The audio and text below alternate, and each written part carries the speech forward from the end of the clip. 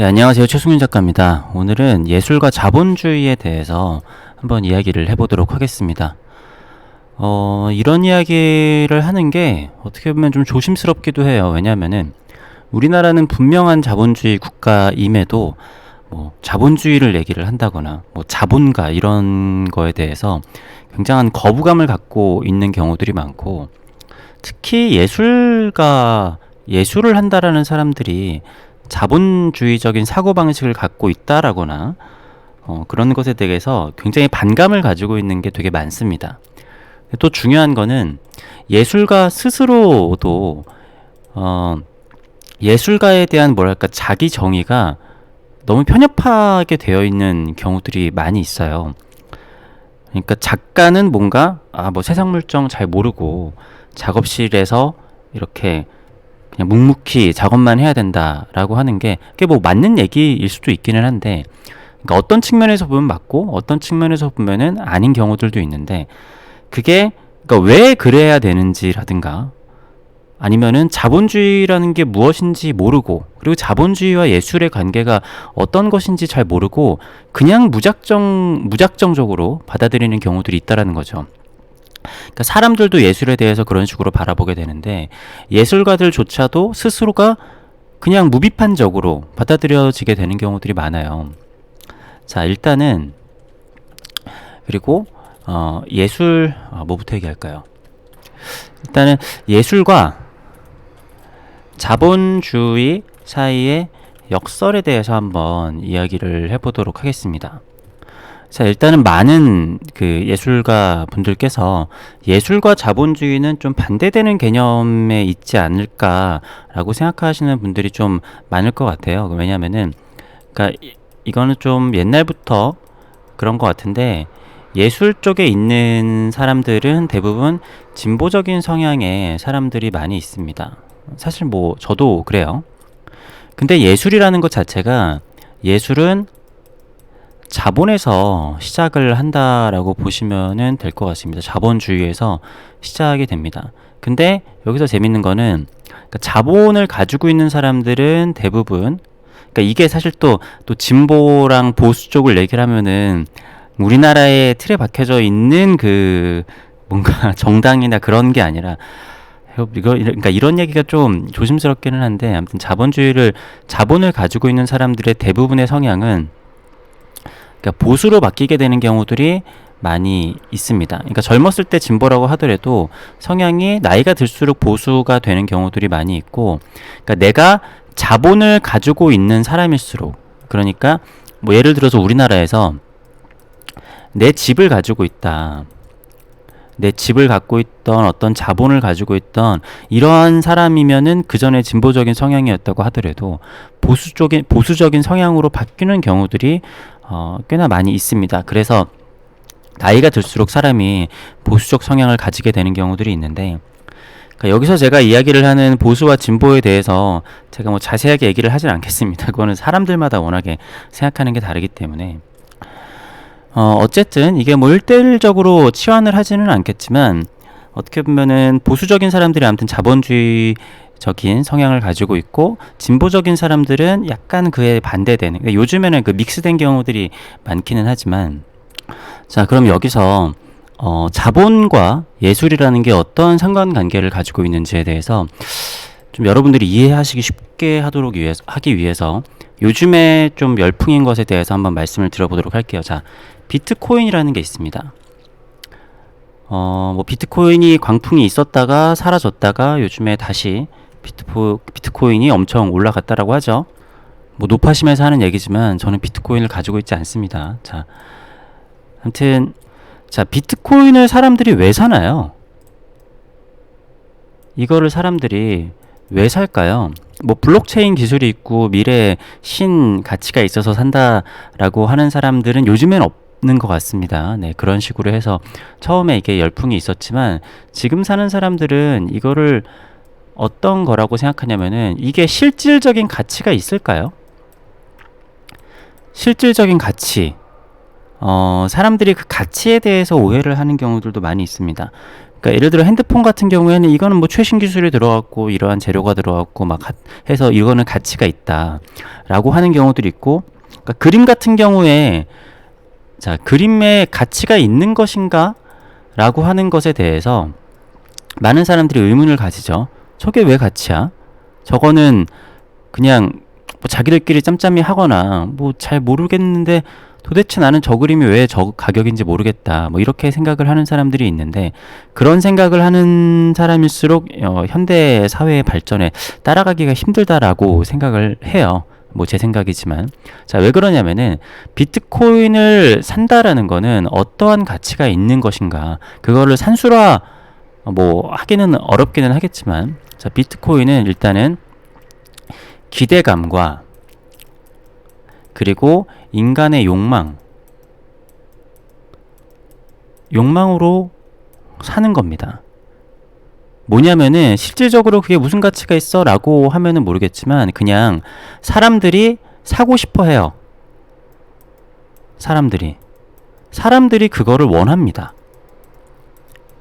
어떤 뭐 비트코인을 몇천억 샀다고 하는 사람은 그러죠. 비트코인을 왜 사십니까? 그냥 내가 갖고 싶어서요. 욕망, 갖고 싶은 소유욕.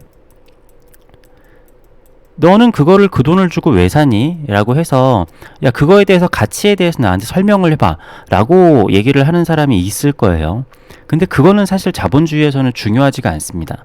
애초에 그거는 자본주의의 반대편에 있는 사람들에게 더 중요한 얘기라고 할 수 있어요. 그러니까 왜냐면은 이 가치라는 거를 이렇게 간단하게 얘기할 수는 없지만, 자, 자본주의에서는 가치가 사람의 소유욕에서 온다라고 볼 수 있습니다. 그러니까 누군가가 봤을 때 저게 가치가 있는지 없는지에 대해서는 다 열려있는 시장인 거예요. 그런데 누군가가 갖고 싶으면은 그게 가격이 올라가는 겁니다. 예를 들어 강남에 있는 땅이랑 저기 어디 버려져 있는 그냥 산속에 있는 땅이랑, 뭐 강남에 있으면은 뭐 그 사람이 갑자기 막 건강해진다라든가, 그 땅에는 뭐 금이 묻어 있다라든가, 뭐 금이 묻어 있으면은 더 비싸기는 하겠지만, 그런가요? 땅 자체만 보면 똑같죠. 근데 얼마나 사람들이 그거를 갖고 싶은 지역에 있느냐에 따라서 다른 거잖아요. 자, 아무튼 비트코인을 보면은 비트코인이 올라가고 그게 가치가 있다라고 인정이 되는 이유는 블록체인이 아니라 사람들이 그거를 갖고 싶어 하는 사람들이 많기 때문에 그게 가격이 올라가고 가격이 형성되어 있는 겁니다. 비트코인을 사란 얘기가 아니에요.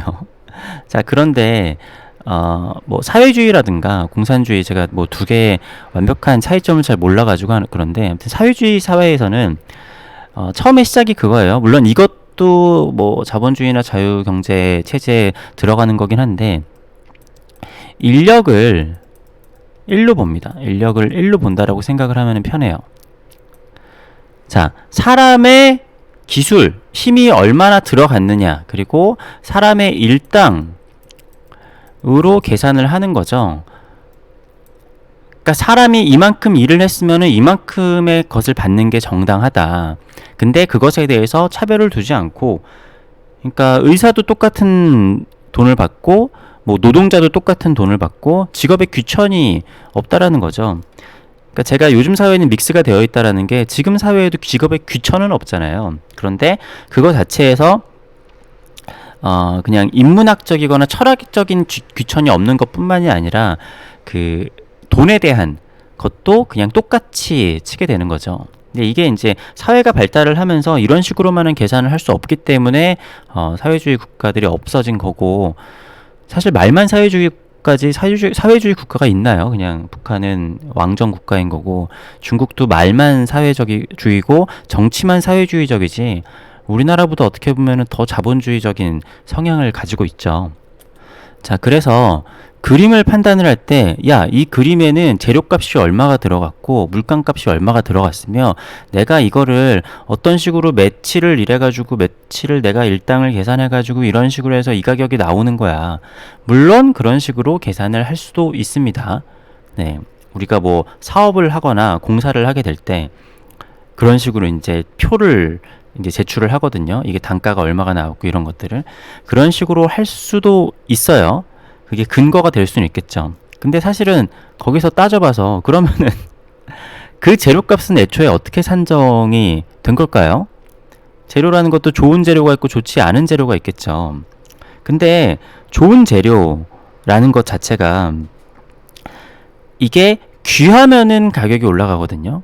그러니까 실제적으로 옛날에 잉어가 되게 귀했잖아요. 그래서 뭐 옛날에 우화 같은 것도 보면은 잉어를 이제 막 구워가지고 하면은 막 보양식이다. 근데 붕어는 잘 안 쳐줬어요. 근데 그러면 잉어가 붕어보다 좋은 걸까요? 아니죠. 사실은 붕어가 더 좋은 겁니다. 근데 왜 잉어가 더 좋았을까요? 귀했으니까요. 왜냐하면은 붕어는 1급수, 1급수에만 사는데 잉어는 2급수 이하에서 살거든요. 뭐 제가 아무튼 뭐 틀릴 수도 있긴 한데 제가 알고 있는 개념은 이렇습니다. 개념이 중요한 거예요. 그러니까 옛날에는 물이 다 깨끗했으니까 붕어가 많았겠죠. 근데 더러운 물이 잘 없으니까 잉어는 잘 없는 거예요. 그러니까 옛날에는 잉어가 귀했던 겁니다.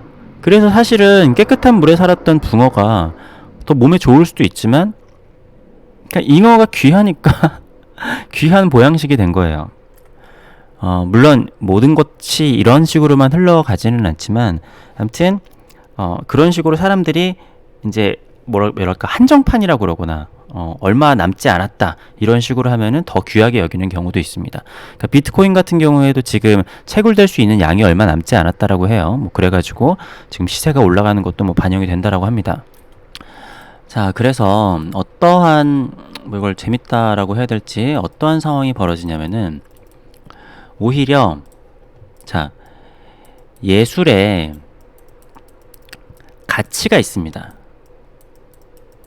가치가 있는데 이것에 대해서 인정을 하는 사람이 물론 이게 나눌 수가 없습니다. 왜냐하면 저도 좀 비교적 진보적인 성향을 가진 사람임에도 제가 지금 작업을 하고 있고 그림을 사잖아요. 예술적 가치에 대해서 자 그리고 자본주의적인 성격을 가진 사람이 있습니다.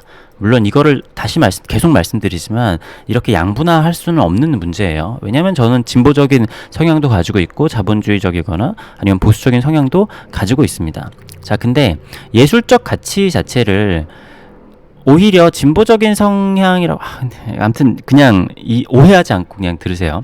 자, 진보적인 성향을 가지고 있는 아니면 그냥 사회주의라고 하겠습니다. 사회주의적인 성향을 가지고 있는 사람이라고 하면은 그것에 대해서 저게 사람이 이만큼 들어갔고 사람의 힘이 이만큼 들어갔고 뭐 재료가 얼마가 들어갔고 이런 식으로 따져볼 수도 있을 거예요. 물론 자본주의적인 생각을 하는 사람도 그런 식으로 따져볼 수가 있을 텐데 근데 아무튼 대부분의 예술품을 사는 사람들은 자본가라는 거죠. 자본을 가지고 있는 사람들이 예술품을 구입을 하는 경우들이 많습니다. 자, 그러니까 사회주의 사회로 가게 되면은 그러니까 제가 북한을 언급을 드렸었죠. 북한 같은 경우에서는 저 그림이 왜 가치가 있는 것인가에 대해서 수치화를 시켜놔요. 뭐 묘사가 어느 정도 잘 됐고 어느 정도 그 뭐랄까 뭐 표현력도 좋고 어느 정도 의미도 담겨져 있고 그러므로 이거는 좋은 거다. 왜냐? 누가 봐도 약간 보평 타당하게 좋은 그림이 좋은 그림이다. 그러니까 누구나 그 가치에 대해서 인정을 할 수 있어야 되는 거죠. 어떻게 보면 그러면은 그게 더 자본주의적으로 옳은 거 아니야? 라고 생각을 하실 수도 있을 겁니다.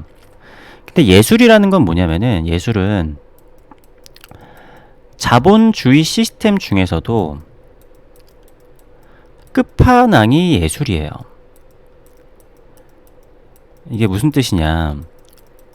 자, 주식 같은 경우에는 얘네가 너무 과열되거나 뭐 너무 값이 떨어지거나 너무 올라가거나 아무튼 뭐 부동산도 마찬가지죠. 그러니까 자본주의 하면 여러분들이 부동산이나 주식 뭐 이런 것만 생각하시는 경향들이 있는데 나라가 개입을 합니다. 예. 나라가 개입을 하는데 그게 완전한 자본주의라고 보기도 좀 애매하죠. 요즘에 이제 사람들이 부동산 정책에 대해서 얘기를 하는 게 왜 개인이 가진 자본에 대해서 나라가 자꾸만 징벌적인 그런 성향에 뭐 세금을 물리느냐 뭐 이런 얘기들을 하잖아요. 자, 근데 아무튼 이 예술이라는 거는 나라의 제재도 없습니다. 네. 이것에 대해서 가격이 어떻게 산정했는지에 대해서도 그게 없어요. 그러니까 사실은 어렵고, 그렇기 때문에 어떻게 보면 자본주의의 그 꽃이라고 볼 수도 있습니다. 왜냐면은 완벽하게 인간의 욕망으로만 이루어진 그 뭐라고 해야 되지? 시장이기 때문에 그래요.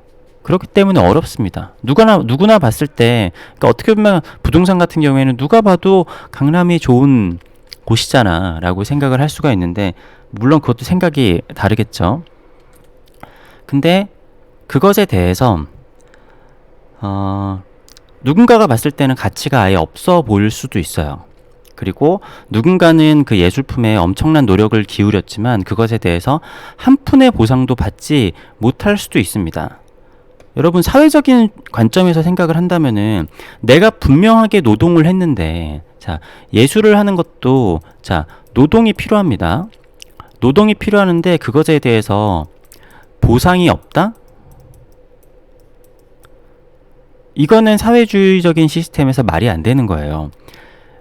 북한에서 그림을 그리는 사람도 제가 뭐 요즘은 어떤지 모르겠지만, 뭐 옛날도 어떤지는 뭐 가본 적이 없어서 모르기는 하지만, 아마 이게 나라에 고용이 된 사람들이겠죠? 그러니까 여기서 이제, 왜냐면 아주 근본적인 사회주의에서는 모든 것을 나라에서 이제 다 급여를 지급을 하는 거니까. 그러니까 이 사람은 그림을 그렸던 시간만큼의 보상만 받고 남들하고 똑같은 보상만 받는 거예요. 거기다가 예술가는 예술 창작권을 그냥 어떻게 보면은 자유롭게 이렇게 펼치는 거죠. 삶은 그냥 남들하고 똑같은 삶이 보상이 되어 있으니까. 근데 그렇게 하면은, 전화가 와서 중간에 어디까지 얘기했죠? 네. 아무튼 그 보상이 없다라는 게 안 되는 거잖아요. 그러니까 여기서는 작가들도 좀 괴리감이 생깁니다. 작가들도 맨날 내가 이 작업하는데 맨날 시급으로 치면은 이게 최소한 이 정도는 받아야 되는데, 100개를 그리든 1000개를 그리든 거기다가 시간을 10,000시간을 투여를 하던 1억 시간을 투여를 하던 한 푼도 돈이 안 될 수가 있어요.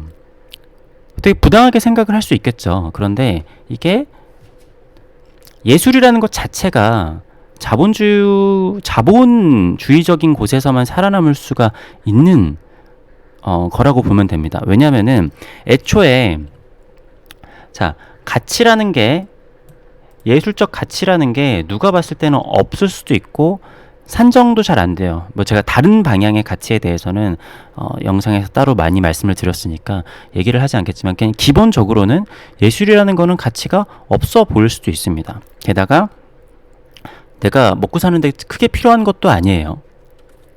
그리고 비싼 예술품이라고 해서 꼭 좋은 재료를 쓴다라거나 아니면은 뭐 썩지 않는다라거나 그런 것도 아닙니다. 어떤 경우에는 바나나가 되게 비싼 값에 팔리기도 하는 게 미술인데, 누가 봤을 땐 야, 저게 뭐야? 미친 짓 아니야? 라고 생각을 할 수도 있을 거예요. 그런데 내가 그냥 그것에 대해서 이유가 없습니다. 갖고 싶어요. 자, 갖고 싶다. 갖고 싶고 내가 이것에 대해서 가치를 지불을 하겠다 라는 생각을 가지고 있는데, 여러분들 그런 얘기를 한번 들어보셨을 겁니다. 자본주의 사회에서 경제적 자유를 이야기를 하는 사람들이 있고, 자본이 돈을 벌어다 준다라는 개념을 얘기를 하는 사람들이 있어요. 이거를 이제 뭐 많은 사람들은 투기꾼이라고 얘기를 하거나 되게 불합리하게 생각을 하는 경우들이 꽤나 많이 있습니다. 그러니까 우리가 건물주가 사실은 어떻게 보면 대표적이죠. 저 사람은 일도 안 하는데 돈을 많이 벌고 내가 월급으로 얼마나 계속 모아도 결국에는 건물주가 건물값 올라가지고 나보다 수십 배의 돈을 더 벌고. 근데 이게 자본을 가진 사람이 자본으로 돈을 버는 것 자체가 우리가 그냥 살고 있는 자본주의예요.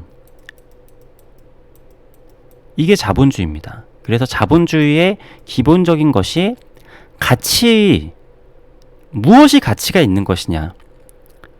그러니까 예를 들어서 예전에 강남 땅값이랑 목동 땅값이랑 아니면은 강북 땅값이랑 별 차이가 별로 없었던 때가 있었습니다. 그런데 강남을 옛날에 샀던 사람은 지금 땅값이 엄청나게 올랐잖아요. 뭐 그게 좋고 나쁘고를 떠나서 그거랑 마찬가지로 어떤 예술가의 작품도 옛날에 한 10만 원짜리를 샀었을 때가 있어요. 근데 그게 지금 막 1억이거나 10억 이렇게 되는 경우들이 있겠죠. 그러면은 그 강남에 있는 그 흙이랑 그 예술품 자체에 뭐가 알고리즘이 달라지거나 무슨 뭐 성분이 달라지거나 그런 게 있느냐. 그게 아니라 사람들이 사람들의 욕망이 모여 있습니다. 그러니까 예전에는 그 작품을 사고 싶은 사람이 별로 없었는데 지금은 10억 원을 주고도 사고 싶은 사람이 있는 거예요.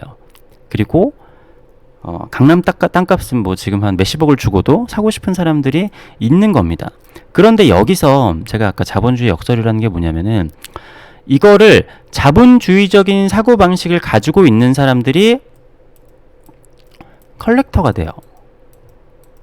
물론 아까도 말씀드렸지만 그렇지 않은 사람도 컬렉터가 되는 경우들이 있기는 있는데 그리고 그런 자본주의적인 시스템을 싫어하는데도 큰 부자인 사람들도 있습니다.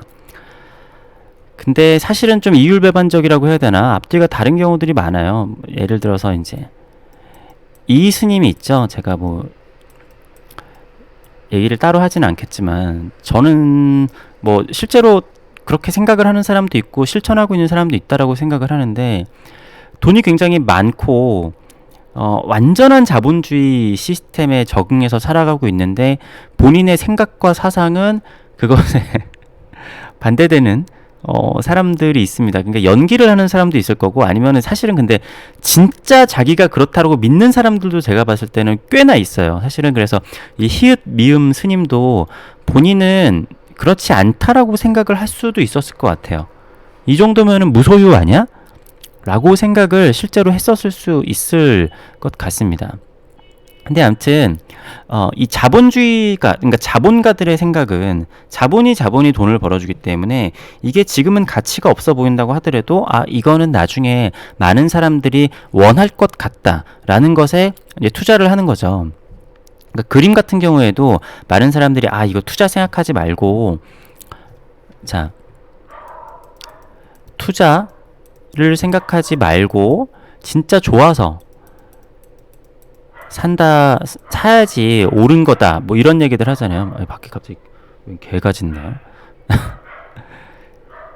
투자 생각하지 말고 미술 작품이 좋아서 하겠다라고 할 수도 있어요. 뭐 그럴 수도 있죠. 그런데 내가 이게 좋기도 한데 그러니까 내가 좋은 작품이 한 3개가 있어요. 근데 이 중에서 한 작품은 내가 봤을 때 투자 가치도 굉장히 좋을 것 같아. 이 작가가 되게 앞으로 잘 될 것 같고 여러 가지를 보니까 이거는 이 사람은 지금은 저평가되어 있지만 나중에 분명히 고평가가 될 것이다 라고 하는 투자의 가치도 있으면 좋은 거잖아요. 그러니까 내가 10만원 몇십만원 아니면은 사실은 몇백만원까지도 돈이 좀 있는 사람들은 진짜 좋아서 살 수도 있어요. 그런데 우리가 뭐 몇백만원 몇천만원 이상의 돈을 쓰는데 그거를 투자 생각이 없이 산다? 라고 하는 거는 좀 제가 봤을 때 그거는 보통 사람이 할 수 있는 영역은 아닌 것 같아요. 예. 제가 봤을 때 오히려 진짜 한 수천억, 수조원 자산가들도 그런 몇백만 원짜리라고 쉽게 절대로 사지 않습니다. 그리고 사실 작가 입장에서 뭐 몇십만 원짜리 작품들이 팔리는 것도 물론 도움이 되긴 하지만 사실은 저도 이제 생활이 가능하려면은 큰 작품들이 좀 판매가 돼야 되거든요.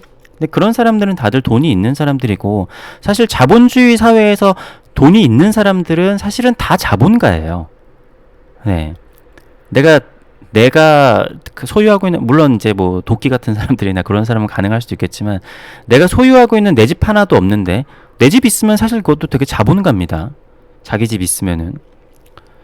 근데 그림을 산다라고 하는 사람은 잘 없죠. 그러니까 뭐 작은 그림도 사고 막 할 수는 있겠지만 이제 본격적인 컬렉터를 하는데 우리나라에 집도 없는데 컬렉을 하는 사람은 사실은 많지 않죠. 그러니까 그거는 좀 복잡한 문제일 거예요. 본인의 사정이라는 게. 그러니까 이 자본주의적인 성향을 가지고 있는 자본가들이 곧 컬렉터인 경우들이 사실은 대부분입니다. 자본가인 사람들이 컬렉터인 경우들이 많아요.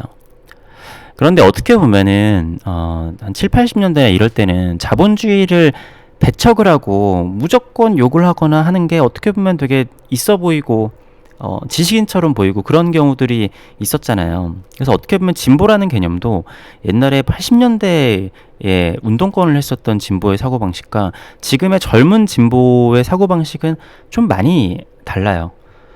그것에 대해서만 얘기하려도 엄청 긴 얘기이기 때문에 얘기한 적도 있기도 하고 하니까 그거는 좀 넘어가 보도록 하겠습니다.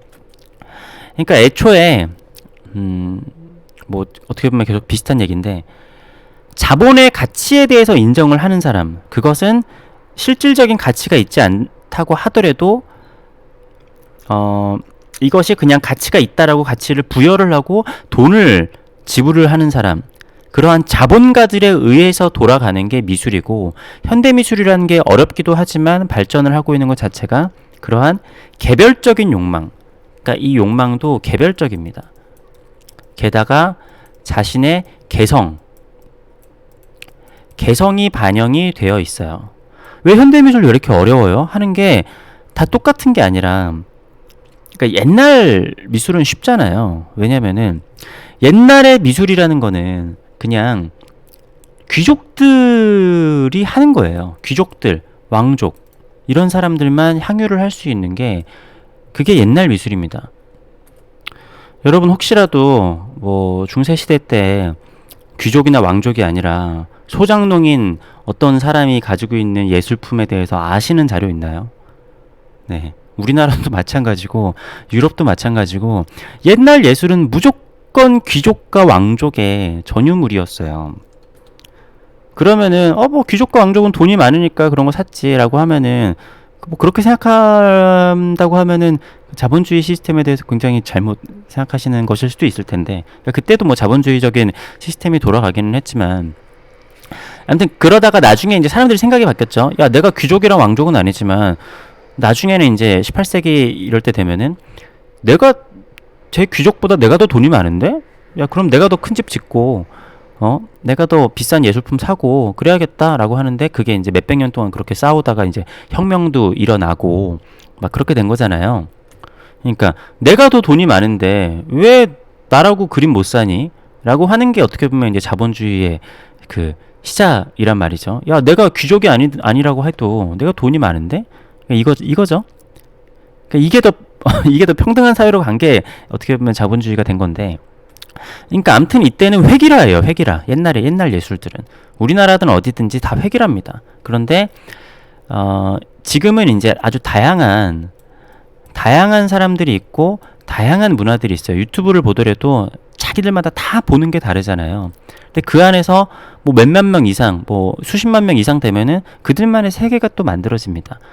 그 다양성을 인정을 하는 게 이제 현대 미술인 거예요. 회기라가 아니라 다양한 욕망들이 유튜브처럼 그냥 이런 사람도 있고 저런 사람도 있고 진짜 이상한 사람도 있고 내가 이해 못하는 것들도 있지만 그거를 인정을 하고 보는 사람들이 있다라는 게 중요한 겁니다. 그래서 가끔 그런 경우들이 있어요.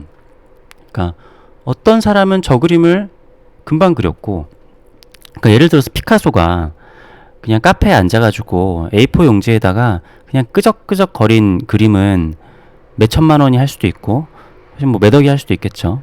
근데 내가 한 달 동안 잠도 안 자고 계속 그렸었던 그림은 뭐 나는 이게 가치가 뭐 작가 자체는 뭐 1,000만 원을 받아야 된다라고 하지만 그게 안 팔리면 그냥 가치가 0인 거예요. 물론 이걸 제가 뭐 속단할 수는 없겠지만, 아니면은 안 팔리면은 나중에 누가 그 캔버스를 재활용한다라고 하면은 그냥 뭐 몇만 원을 받을 수도 있겠죠. 그러니까 실제로도 그렇게 경제가 돌아가잖아요. 고철로 팔면은 고철값이라도 받을 수 있는 경우들이 있으니까. 그러니까 똑같은 옷이라도 내가 좋아하는 연예인이 입었던 옷은 그 실제 옷값에 뭐 몇 배, 한 몇백 배, 아니면 죽은 연예인 같은 경우에는 몇천 배, 몇만 배가 되는 경우들도 있단 말이에요. 그 옷에 무슨 뭐 성분이 바뀌었나요? 그런 거 아니죠. 그리고 실제로 사실은 저게 그 사람이 진짜 입었던 옷인지 아닌지도 모를 수도 있어요. 근데 뭐가 중요하냐? 내가 갖고 싶은 게 중요한 거예요. 갖고 싶은 게. 갖고 싶은 게 중요해서 그게 모이게 되면은 그게 자본주의입니다. 네. 그래서 사람들이 나중에 많이 갖고 싶을 만한 거를 내가 미리 사놔가지고 그 자본이 이제 커져가지고 그 자본으로 돈을 버는 것. 그러니까 미술품 투자도 마찬가지죠. 내가 아직 저평가되어 있다라고 생각을 하는 미술품을 사서 나중에 그게 오르게 되면은 그거를 또 판매를 한다라든가, 아니면 계속 오를 것 같으면 그냥 대대로 물려주는 경우들도 있고요. 그래서 제가 아무튼 요즘에 그러니까 전뿐만이 아니라 많은 사람들이 자본에 대한 생각이 많이 달라지고 있는 것 같아요. 그러니까 이게 너무 급격하게 아파트 값이 올라간다라든가 주식시장에도 사람들이 많이 뛰어드는 이유가, 그러니까 예전에 우리가 이제 자본주의라고, 우리가 자본주의 세상에 살고 있지라고 생각만 했지 자본에 대한 이해가 많이 부족해요. 그러니까 아직까지도 되게 옛날식의 사회주의나 왕정국가의 방식에서 그냥 자본주의의 껍데기만 쓰였다라고 해야 되나? 누가 알려주는 사람이 없으니까, 그러니까 자꾸만 그런 게 존재를 하는 거예요. 야, 비트코인 그게 왜 사? 내가 갖고 싶으니까. 옆집 사람도 갖고 싶고 쟤도 갖고 싶대. 야, 그런 거 아무 의미 없는 거야 라고 하는 건 의미가 없어요. 저게 무슨 가치가 있느냐에 대해서 그거를 하는 건 의미가, 물론 이제 투자를 할 때 저게 향후 가치가 어떻게 될 거다 막 이런 거는 중요를 하겠죠. 근데 어쨌든 결과적으로 사람들이 갖고 싶은 욕망이 모이면은 그게 바로 자본주의다. 그리고 이제 정리를 하자면은 사람들의 욕망이 자본이 되는 것이고, 이 자본주의의 끝이 바로 예술이다. 실질적으로 이것이 무슨 가치를 가지고 있느냐라고 하면은 그 예술적인 가치라는 거는 사람들이 갖고 싶은 것이다. 물론 이렇게만 하면은, 제가 저번에 이런 얘기를 하니까 야, 그렇게 하면 사람들이 오해하잖아. 이런 그 가격이 갖게 된 것도 뭔가 근거가 있다라는 거 얘기를 해야 된다고 하는데, 근데 뭐 그런 거 근거를 얘기를 할 수도 있기는 한데 기본적으로는 이렇다라는 거죠. 가장 기본적으로는 사람들이 갖고 싶은 거예요. 근데 그 갖고 싶은 게 어떠한 이제 과정을 거치고 하느냐는 굉장히 복잡한 문제긴 하지만, 결론적으로는 아무튼 사람들이 가지고 싶은 걸 갖고 그 자본 자체가 이제 가치가 올라가게 되면서 그걸로 돈을 버는 게 사실은 자본주의다. 그러니까 우리는 노동도 같이 하고 있는 사회이기는 하지만 기본적으로 자본의 가치가 올라가서, 그러니까 저 사람은, 저 건물주는 일을 하나도 안 했는데 자본의 값이 올라가서 돈을 버는 것에 대해서 징벌을 하고 있는 사회는 아니잖아요. 물론 세금은 매기지만. 그러니까 그것에 대해서 부정을 한 게 사회주의 국가고, 그래서 생겨난 게 이제 소련이나 북한이나 뭐 이제 중국 같은 나라인 건데, 그것 자체가 사회가 고도화되고 하면서 인간의 욕망들을 무시를 하는 게 생기니까 사실은 이제 근본적인 사회주의 국가는 지금 세상에서 사라진 거고, 그리고 너무 자본주의로만 돌아가도 안 되니까 사회주의 시스템이 지금 입혀졌죠. 그러니까 주식 같은 데도 나라가 제재를 가하고, 아니면은 돈 통화량 같은 거에도 제재를 가하잖아요. 그래서 100% 자본주의로 돌아간다고 볼 수 없는데 거의 99% 자본주의의 논리로만 돌아가는 것, 그게 바로 예술이다. 근데 참 아이러니하게도 예술가들은 자본주의를 싫어한다. 그러니까 그렇지 않겠지만 자본주의를 싫어하는 사람들이 많다. 근데 또 예술을 사는 사람들은 자본가들이 산다. 왜냐?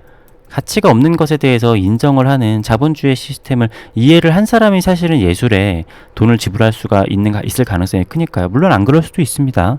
네. 사람이 작품을 사는 것도 뭐 다양한 생각이 있는 거니까. 예, 아무튼 뭐 오늘은 예술과 자본주의에 대해서, 그러니까 요즘에 사람들이 앞서 말했지만 자본에 대해서, 자본주의에 대해서 또 알아야 되고 공부를 해야 되고 그런 생각들이 많아진 것 같아요. 그렇기 때문에 예술의 가치를 인정하지 못하는 사람은 예술이 왜 가치를 지니는가에 대해서 인정을 하지 못하거나 이해를 못하는 사람은 앞으로도 이 고도화되는 사회에서 더 살아남기가 힘들 거라고 생각을 합니다. 그러니까 비트코인이 저게 왜 2천만 원의 가치가 있어? 물론 뭐 더 떨어질 수도 있긴 하겠지만, 그것에 대해서, 그러니까 비트코인이 나중에 값이 떨어지고 안 떨어지고가 중요한 게 아니라 일단은 그 현상에 대해서 이해를 하지 못한다라는 거는 앞으로 뭔가 사회의 변화에 적응하기 힘들 것이고, 예술가들이 왜 그걸 알아야 되냐면은, 제가 중요한 얘기를 안 했네요. 예술가들이 제가 뭐라고 해야 되지? 좀 근거 없는 세뇌를 당하고 있다라는 얘기를 했잖아요. 예술가들이 그런 얘기를 하죠. 우리는 사회 아니면은 현 시대를 표현한다라고 얘기를 해요. 그렇죠? 사회와 시대를 하려면은 사회에 대해서 공부를 하거나 아니면 나가야 되잖아요. 그런데 사회나 시대에 대해서 공부를 안 해요. 작가는 작업실에서 조용히 작업만 해야 된다라고 생각을 합니다. 저도 많이 듣는 소리가, 야, 작가가 왜 경제에 대해서 연구를 하고 왜 사회 현상에 대해서 연구를 하고, 자, 경제, 사회 현상 아니면은 정치, 뭐 여러 가지 있잖아요. 그러니까 현 시대의 화두가 되는 것들, 현 시대의 화두가 되는 것에 대해서 공부를 하지 않는데 어떻게 사회와 시대에 대해서 얘기를 합니까? 네. 내가 지금 자본주의 시대에 살고 있고 자본주의 때문에 내가 예술을 하고 있는데 왜 작가가 자본주의에 대해서 공부를 하면은 안 되나요? 네. 그러니까 이게 약간 작가들이 스스로도 그냥 밑도 끝도 없이 세뇌당한 게 있어요. 그래서 가끔씩 제가 보면은, 이건 뭐 제 생각이긴 하지만, 작가들이 사회 비판적인 작업들을 하게 되는데, 근데 이 사람이 사회에 대해서 전혀 모르고 있다라는 생각이 약간 드는 거예요. 그러니까 제가 작가 노트 같은 거를 읽어보나 그랬을 때, 지금 현대인들은 어떠한 사회에 살고 있다라고 하는데, 물론 사람의 생각 따라 다르지만, 그게 너무 뭐랄까, 좀 근본 없는 얘기에 그냥 누구나 다 떠들고 다니는 얘기니까 들어갔다라고 해야 되나? 아니면은 사람들은 이런 사회에 살고 있다. 그럼 왜 그것에 그렇게 생각을 했는지에 대해서 얘기를 하잖아요. 근데 그냥 전제를 그냥 딱 내려놓고 요즘은 뭐 모을 인간성의 사회에 살고 있다. 아니면은 뭐 요즘 사람들은 스트레스에 시달리고 있다. 뭐 옛날 사람들은 스트레스 없었나요? 그런 거 있잖아요. 그러니까 좀 이상한 약간 논리가 있어요. 예술가들은 사회와 시대를 반영을 한 예술을 하는데, 저는 제가 그런 예술을 하고 있다고 생각을 하거든요. 사람들이 그렇게 보든 안 보든.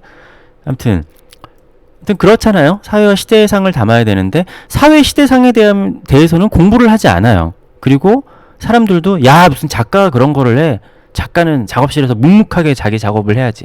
묵묵하게 자기 작업하는 것도 중요한데 그렇게 하는 사람이 있고, 나는 이 시대를 반영하는 작업을 한다라고 하면은 이 시대를 공부를 해야 되는데 공부를 안 해요.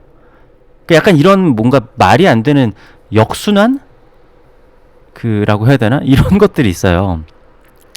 근데 그렇기 때문에 저는 왜 예술이 지금 자본주의 시대에서 이런 다양한 현대 미술들이 만들어지고 있고, 라는 거를 뭐 조금은 알아야겠다라고 생각을 하는 거죠. 물론 저도 제가 자세하게 아는 거는 아니고 제가 생각한 기본 개념에 대해서 말씀을 드린 거지만, 하여튼 요거는 좀 많은 경우에서 우리나라 작가들이 좀 쓸데없이 세뇌되어 있는 경우들이 있는 것 같습니다.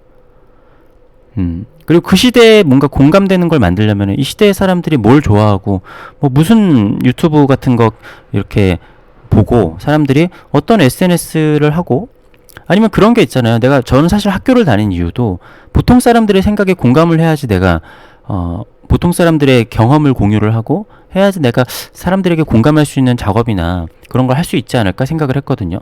그러니까 만화 같은 것도 보면은 고등학교가 배경으로 된 데가 많잖아요. 물론 고등학교 안 나와도 고등학교물을 그릴 수는 있겠지만, 그러면은, 야, 무슨 작가가 유튜브를 하냐? 작가가 무슨 SNS를 해? 그런데 사람들이 요즘에 대다수의 사람들이 하잖아요. 그러면은 물론 안 하고 자기만의 작업을 하는 것도 좋지만, 내가 지금의 시대상을 담는다 아니면은 뭔가 시대를 공부를 한다라고 하면은 많은 사람들이 하는 거를 하는 게 나쁜 거는 아니잖아요. 그죠? 근데 뭔가 세상에 대해서 공부를 아예 안 하고 세상은 이렇다라는 좀 너무 네, 아무튼 그런 전제를 그냥 내리고 작업의 이야기가 시작이 되는 경우들이 굉장히 많더라고요. 상당히 사실 많아요. 그냥 아니 그게 아니면은 그냥 나는 이게 좋아서 그리는 거다라는 작가 노트가 있거나, 그러니까 그러한 게 좋다, 그것만 좋은 작업이라는 게 아니라 나는 그냥 잘 그리고 싶어서 그림을 그린다, 아니면 그냥 나는 세상은 모르겠고 나는 그냥 이렇게 이렇게 그림을 그린다 라고 하면은 될 텐데, 그게 아니라 나는 사회의 시대상을 작업을 한다라고 하는데 공부를 안 하고, 그렇지만 작가는 세상에 단절되어 있어서 작업실에서 조용히 작업만 해야 된다 라고 하는 좀 역설적인 게 좀 말이 안 되지 않나 라는 생각을 해봤습니다. 네, 하다 보니까 또 영상이 쓸데없이 길어졌네요. 그러니까 이게 영상 내용은 사실 간단한 내용인데 항상 이렇게 뭔가 오해가 있을까봐 얘기가 좀 쓸데없이 길어졌습니다.